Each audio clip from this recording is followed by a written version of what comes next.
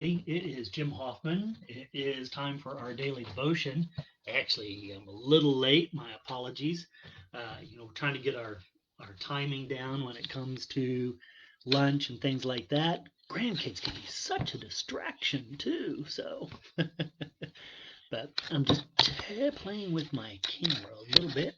Sorry for that, but just trying to get it set up where I can get a good view of you all. Apologies for being a few minutes late, as I said. Just trying to get some things done. And we were in the middle of lunch with Chloe, and so I'm here. Today is Thursday, and so we're going to be doing our time of devotion together. We're going to be reading, having a short devotion, and a time of prayer. Take a moment to wait and see who all takes an opportunity to join me. Hopefully, some folks have been patiently waiting for me and will come join. I see a bunch of you are already here. Hey, if you would like to, leave me a comment. Let me know that you're here. I'd love to say hello to you.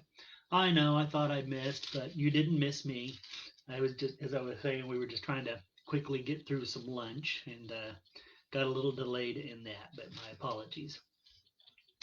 Hello, Diane and Murray. Glad you're here this morning.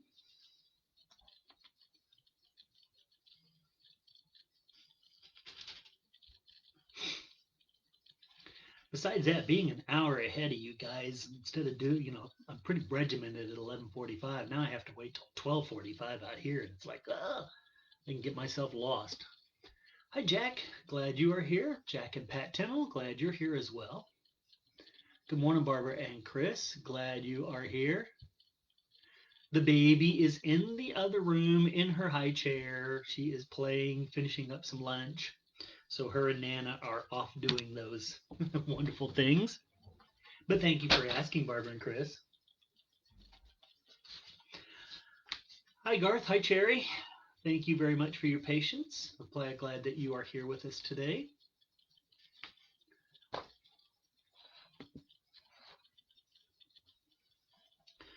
For those of you that are here, we're going to be reading out of Psalm 104, the 104th Psalm. So if you want to find that, oh, there we go. Chloe and Nana and Margaret have joined, so they're probably sitting in the kitchen watching while we're online. So, 104th Psalm, that's where we're going to be reading from. We're going to read verses 10 to 28, I believe. I'm trying to look and stretch. Yeah, verses 10 to 28. Let's get started, friends. Psalm 104, beginning in verse 10, says, You put gushing springs into dry riverbeds. They flow between the mountains, providing water for every wild animal. The wild donkeys quench their thirst. Overhead, the birds in the sky make their home, chirping loudly in the trees. From your lofty house, you water the mountains. The earth is filled full by the fruit of what you've done. You make grass grow for cattle, and you make plants for human farming in order to get food from the ground, and wine which cheers people's hearts, along with oil which makes the face shine, and bread which sustains the human heart. The Lord's trees are well watered, the cedars of Lebanon which God planted, where the birds make their nest, where the stork has a home in the cypresses. The high mountains belong to the mountain goats, the ridges are the refuge of badgers. God made the moon for the seasons and the sun too, which knows when to set. You bring on the darkness and its night, when every forest animal prowls. The young lions roar for their praise, seeking their food from God. When the sun rises, they gather together and lie down in their dens. Then people go off to their work, to do their work until evening. Lord, you have done so many things. You made them all so wisely. The earth is full of your creations. And then there's the sea, wide and deep with its countless creations, living both small and large. There go the ships on it, and Leviathan, which you made, plays in it. All your creations wait for you to give them their food on time. And when you give it to them, they gather it up. When you open your hand, they are filled completely full. Our writer today is Samuel Felderman. Samuel is from Iowa. His focus verse is Isaiah chapter 6, verse 3. In the NIV version, it reads, Holy, holy, holy is the Lord Almighty. The whole earth is full of God's glory. And here is the devotion that Samuel offers for us today. He says, As I sat at my window watching the rain fall on the leaves, I reflected on how much I have been through since my cancer diagnosis.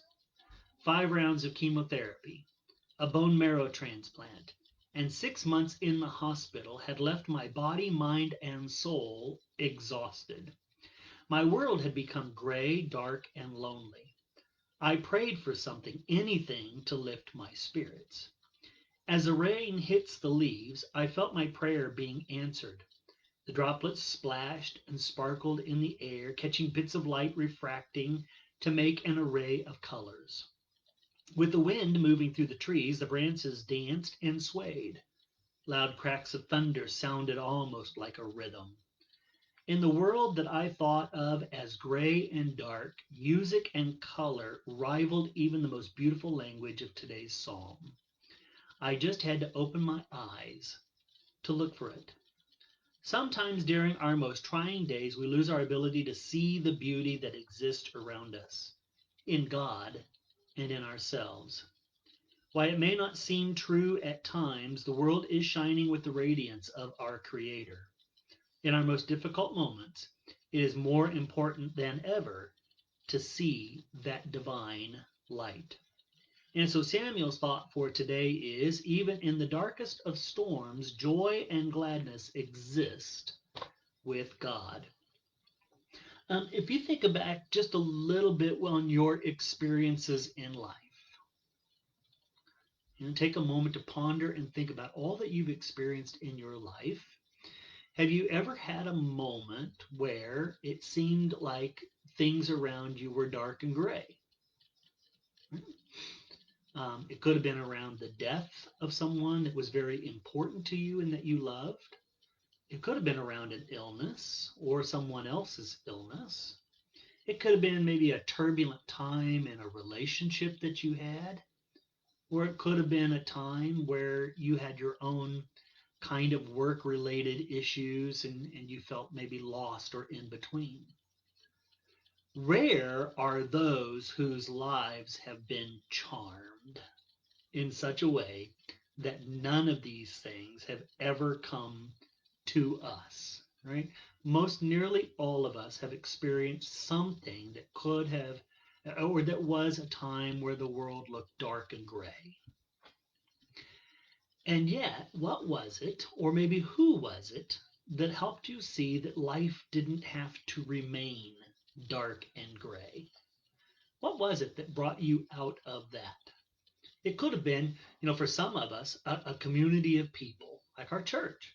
It could have been family and friends at our church that brought us out, helped us see that we don't have to live life on the negative side of things. We don't have to live in the doom and the gloom or the gray, that there are people around us that still love us and care for us, and that there is still goodness and there is still sunshine and wonderful brightness all around us. It could have been the still small voice of God. If you're really adept at listening to that intuition, that gut, that small voice, it could have been the small voice of God that led you out into the sunlight, right? Hopefully, all of us have experienced that in some ways. If you haven't, I'm praying for you today.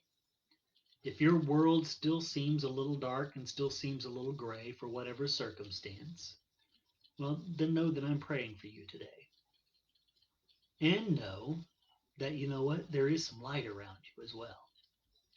And hopefully we can open our eyes and raise our heads to see far enough beyond the borders of our own circumstances so that we can see onto the horizon of the beauty that is around us in God's creation, and the beauty that's around us in the people that we know and love, beauty that's around us in the wonderful people of our community of faith, the beauty that is around you even as you look at your own self, right? The blessings of your life, the goodness that God has set upon your heart and in you, there is beauty there as well.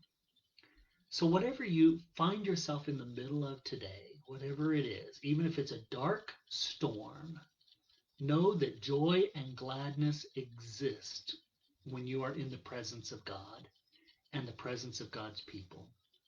Try to look up and be able to see that. And if you're one who's living in the middle of all that, you feel today joy and gladness, then maybe you get to be the sunshine upon someone else. Take an opportunity maybe to consider that. How is God inviting you to be the rays of hope and joy and gladness in someone else's life, to help them overcome maybe some of their darkness in the gray world? Would you take an opportunity to pause and pray with me? So let's think about this prayer. God of all beauty, thank you for the grace and gladness you have woven into this world. Help each of us to look for your light so that our hearts can be filled with your love. And help each of us to understand how we can be light in this world so the hearts of our friends and our family and our neighbors can also be filled with your love. Amen.